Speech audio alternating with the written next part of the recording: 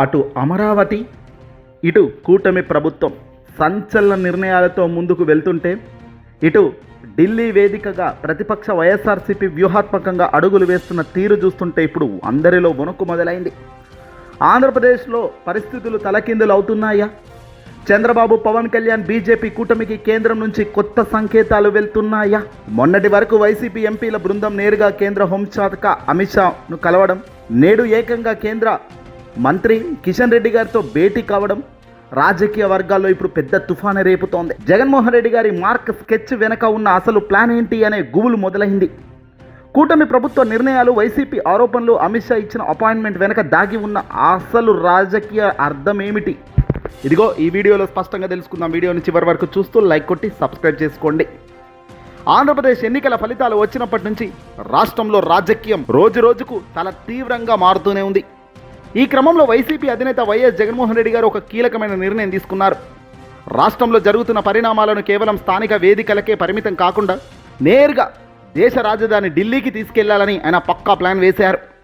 YV Subbareddy, Mithun Reddy Rajya Sabha, Lok Sabha ఎంపీలతో కూడిన ఒక బృందాన్ని తయారు చేసి ఢిల్లీలో ల్యాండ్ అయింది. ఇది ఎంత వీళ్ళు కేవలం వినతి పత్రాలు ఇవ్వడమే కాదండి, కేంద్రంలోని అత్యంత కీలకమైన నేతలను వరుసగా కలుస్తూ పోతున్నారు. మొట్టమొదటిగా కేంద్ర హోంశాఖ మంత్రి అమిత్ షాతో మొదలెట్టిన ఈ భేటీ ఆ తర్వాత ఎంపీల బృందం సుదీర్ఘంగా సమావేశమైంది.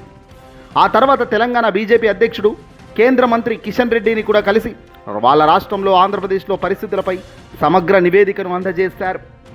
ఆంధ్రప్రదేశ్లో జరుగుతున్న రాజకీయ పరిణామాలపై డోస్ పెంచుతూ జగన్ టీం సమర్పించిన ఆ రిపోర్ట్ అసలు ఇప్పుడు సంచలనంగా మారింది.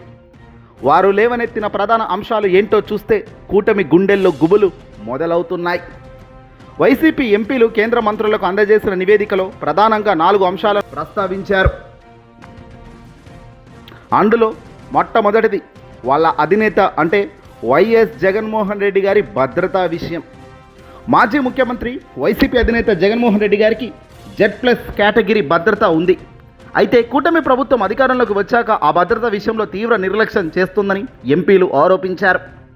ఇటీవల ఆయన దేవరపల్లి లేదా ఇతర ప్రాంతాల పర్యటనకు వెళ్ళినప్పుడు తగినంత పోలీస్ బందోబస్తు కల్పించలేదు. ఇక్కడ పోలీసులు విఫలమయ్యారు. ఇది ఆయన ప్రాణాలకే ప్రమాదకరమని నేరుగా అమిత్ షా దృష్టికే ఎంపీలు తీసుకెళ్లారు. రాజకీయ కక్ష సాధింపులు, లాకప్ డెత్తులు, రాష్ట్రంలో శాంతి భద్రతలు ఏ స్థాయిలో ఉన్నాయో చెప్పే అంశాలు, ఘటనలు చాలా జరిగాయి ఈ మధ్యకాలంలో. దీంతో పూర్తి స్థాయిలో శాంతి భద్రతలు క్షీణించాయని వైసీపీ బలంగా ఆరోపిస్తుంది.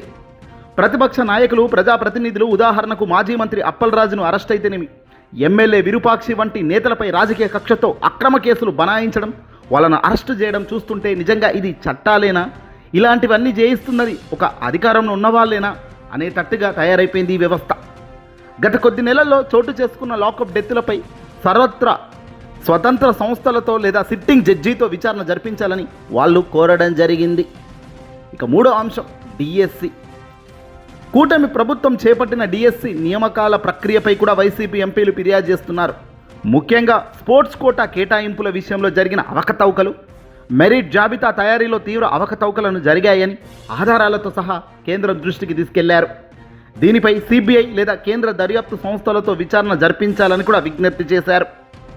గత కొద్ది రోజులుగా డిఎస్సిపై ఎంత గందరగోళం జరుగుతున్నా, దానికి సంబంధించిన ఆయా శాఖ మంత్రి రాజీనామా చేయాలన్న డిమాండ్ బలపడుతున్నా కూటమి నుంచి వస్తున్న ఒక్కటంటే ఒక్క రెస్పాన్స్ కూడా న్యాయం, ధర్మం వైపు లేదు అనేది క్లియర్గా కనబడుతుందనేది వీళ్ళు కేంద్రం దృష్టికి తీసుకెళ్లి చెప్పారు. గత ప్రభుత్వంలో ప్రోత్సహించిన పరిశ్రమలు, వ్యాపారాలను లక్ష్యంగా చేసుకుని వేస్తున్నారని, ఉదాహరణకు భారతీ సిమెంట్స్ వంటి సంస్థల కార్యకలాపాలను అడ్డుకోవడం వల్ల రాష్ట్రంలో పెట్టుబడుల వాతావరణం దెబ్బతింటుందని కేంద్రానికి నివేదించారు. ఇక్కడ ఇదే కాదు, కేవలం భారతీ సిమెంట్స్ అనేది మాత్రమే ప్రస్తావించకుండా మిగతావి సంస్థల పేర్లు కూడా ఇక్కడ పొందుపరిచి ఉంటే బాగుండేది చాలామంది చెప్తున్నారు.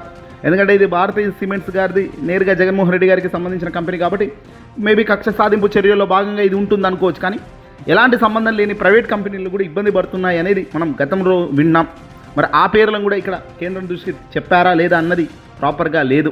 ఇన్ కేస్ అవి కూడా చెప్పుంటే ఇంకా కేంద్రం బలోపేతం అయ్యేది. ఇది కేంద్రం దృష్టికి వీళ్ళు తీసుకెళ్లిన ప్రధానమైన 4 అంశాల్లో ఈ అంశాలు చాలా కీలకంగా కనబడుతున్నాయి. ఇక ఇప్పుడే అసలు ప్రశ్న, జగన్మోహన్ రెడ్డి గారు ఈ వ్యూహాన్ని ఎందుకు అమలు చేస్తున్నారు? రాష్ట్రంలో ప్రతిపక్షంగా ఎంత పోరాటం చేసినా మీడియా లేదా పోలీస్ యంత్రాంగం ద్వారా తగిన స్పందన రావడం లేదని వైసీపీ భావిస్తుందనా? ఈ యుద్ధాన్ని ఢిల్లీ వేదికగా అందుకే మార్చారా? రాష్ట్రంలో బీజేపీ కూడా కూటమిలో భాగస్వామిగా ఉంది కాబట్టి అలాంటప్పుడు అదే బీజేపీ నేతృత్వంలోని కేంద్ర ప్రభుత్వానికి ఫిర్యాదు చేయడం ద్వారా రెండు విషయాలు ఇక్కడ వైసీపీ సాధించాలని చూస్తోంది. మొట్టమొదటిది, కూటమి ప్రభుత్వంలో జరుగుతున్న పరిణామాలకు కేంద్ర బీజేపీ బాధ్యత కూడా ఖచ్చితంగా రాబోయే రోజుల్లో వహించాల్సి ఉంటుంది అనే ఒత్తిడి బీజేపీలోకి తేవడమే ఒక లక్ష్యంగా కనబడుతుంది ఇక్కడ. రెండోది, జాతీయ స్థాయిలో ఆంధ్రప్రదేశ్ రాజకీయ పరిణామాలను చర్చానీయాంశంగా మార్చడం.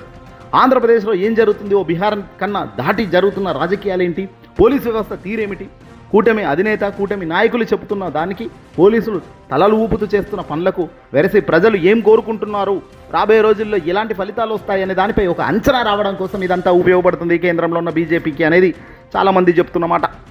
కేంద్రం నుంచి ఒకవేళ చిన్న స్పందన వచ్చినా లేదా విచారణకు ఆదేశించినా అది కూటమి ప్రభుత్వ నైతిక సాంకేతిక తప్పిదంగా మారుతుందనేదే వైసీపీ గట్టి అంచనా. ఇక అమిత్ షా అపాయింట్మెంట్ ఇచ్చారా? కేంద్రం చెక్ పెట్టబోతుందా? లేదంటే అమిత్ షా అపాయింట్మెంట్ రాకుండా ఎవరైనా పెద్దలు వెనకాల ఉండి ఏదైనా చేశారా? ఇప్పుడు ఇది కూడా చర్చానీయాంశమే అవుతుంది. ఇక అత్యంత ఆసక్తికరమైన అంశం అంటే అమిత్ షా నేరుగా వైసీపీ ఎంపీలకు అపాయింట్మెంట్ ఇవ్వడం వెనుక ఈ ఉన్న అర్థమేమిటి? జనరల్గా అధికారంలో ఉన్న వాళ్ళు ప్రతిపక్షం అంటే వాళ్ళకు అపోజిట్లో ఉన్న పార్టీలకు సంబంధించిన నాయకులకు అంత ఈజీగా రానివ్వరు, అంత ఈజీగా వాళ్ళతో భేటీ కారు, అంత ఈజీగా వాళ్ళు ఇచ్చే కంప్లైంట్స్ని తీసుకోరు, అంత ఈజీగా వాళ్ళని కూర్చోబెట్టి మాట్లాడరు. కానీ ఇక్కడ వెరాజ్ అమిత్ షా గారు నేరుగా వైసీపీ ఎంపీలతో చర్చలు జరిపారు. వాళ్ళు చెప్పే ప్రతి అంశాన్ని చాలాసేపు విన్నారు. లిఖితపూర్వకంగా వాళ్ళు తీసుకొచ్చిన కాగితాలు అన్నిటిని తీసుకున్నారు. కేంద్రం నిజంగానే కూటమికి చెక్ పెట్టే ఆలోచనలో ఉందా? ఈ అంశాన్ని నిష్పక్షపాతంగా మాట్లాడారు. ఈ అంశాన్ని కనుక చూస్తే కేంద్ర హోంమంత్రిగా దేశంలోనే ఏ రాష్ట్రంలో ఏదైనా కూడా ప్రతిపక్ష ఎంపీలు వినతి పత్రం ఇవ్వడానికి సమయం కోరితే అపాయింట్మెంట్ ఇవ్వడం ఒక సాధారణ పరిపాలనా విధానమైన నియమం. ముఖ్యంగా Z+ సెక్యూరిటీ ఉన్న నాయకుడు భద్రత గురించి ఫిర్యాదు వచ్చినప్పుడు హోంశాఖ దానిని ఖచ్చితంగా స్వీకరించాల్సిన పరిస్థితే ఉంటుందట. కాబట్టి కేవలం అపాయింట్మెంట్ లభించినంత మాత్రాన కేంద్రం కూటమిపై చర్యలు తీసుకుంటుందని అయితే అనుకునే దానికి వీల్లేదు. ఇక రెండో కోణం, జాతీయ పార్టీ అయిన బీజేపీ ఎప్పుడు ప్రాంతీయ పార్టీలతో సంబంధాలను పూర్తిగా తెంచుకునే పరిస్థితికి పోదు, ఆ ధైర్యం చేయదు. ఆంధ్రప్రదేశ్లో టీడీపీ జనసేనలతో పొత్తు ఉన్నప్పటికీ వైఎస్ఆర్సీపీతో కూడిన కమ్యూనికేషన్ మార్గాలను తెరిచి ఉంచడం ఢిల్లీ పెద్దల రాజకీయ శైలికి ఇది ఒక అద్దం లాంటిది. తమ భాగస్వామ్య పక్షాలకు కూడా హద్దులు దాటకుండా ఒక రకమైన చెక్ అండ్ బ్యాలెన్స్ నిర్వహించడానికి మాత్రం ఇటువంటి భేటీలు ఉపయోగపడుతుంటాయి. ఇక అమిత్ షా ఈ ఫిర్యాదులపై స్పందిస్తూ విషయాన్ని పరిశీలించి తగిన వివరాలు తెప్పించుకుంటామని ఎంపీలకు హామీ కూడా ఇచ్చారట. అంటే కేంద్రం ఈ అంశాలను చాలా అంతర్గతంగా పరిశీలించే అవకాశం లేకపోలేదు. తప్పులు చేస్తూ పోతున్నప్పుడు సరిదిద్దాల్సిన అవకాశం ఛాన్సెస్ ఉన్నప్పుడు అక్కడే క్లియర్ చేసుకోవాలి. రాబోయే రోజుల్లో దీన్నే పెద్దగా సునామీ చేసుకుంటేనే ఇబ్బంది.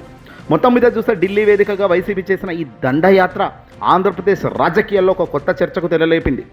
కూటమి ప్రభుత్వంపై ఒత్తిడి పెంచడంలో వైసీపీ మొట్టమొదటి అడుగు బలంగానే వేసింది. అయితే ఈ ఫిర్యాదుల ఆధారంగా కేంద్ర హోంశాఖ ఎలాంటి సమీక్ష జరుపుతుంది, రాష్ట్ర ప్రభుత్వానికి ఎలాంటి సూచనలు చేస్తుంది అనేది ఖచ్చితంగా రాబోయే రోజుల్లో తేలాల్సిన పరిస్థితి ఉంటుంది. అటు అధికార పార్టీకి సంబంధించిన కూటమి దీనిని వైసీపీ ఆత్మరక్షణ పోరాటంగా కొట్టిపారేస్తుంటే ఇటు వైసీపీ మాత్రం తమ పోరాటానికి ఢిల్లీలో గుర్తింపు లభించిందని ఆనందపడుతుంది. ఢిల్లీ వేదికగా జరుగుతున్న ఈ రాజకీయ పరిణామాలపై పక్కా ప్లాన్లు కనబడుతున్నాయి. రాబోయే రోజుల్లో ఎలాంటి మార్పులు తిరుగుతాయో చూడాలి. వైసీపీ వ్యూహం ఫ్యూచర్లో వర్కౌట్ అవుతుందా? మీ ఆలోచనలను కింద కామెంట్ సెక్షన్లో పంచుకోండి. మరిన్ని పొలిటికల్ అప్డేట్స్ కోసం మా ఈ ఛానల్ను సబ్స్క్రైబ్ చేసుకోండి.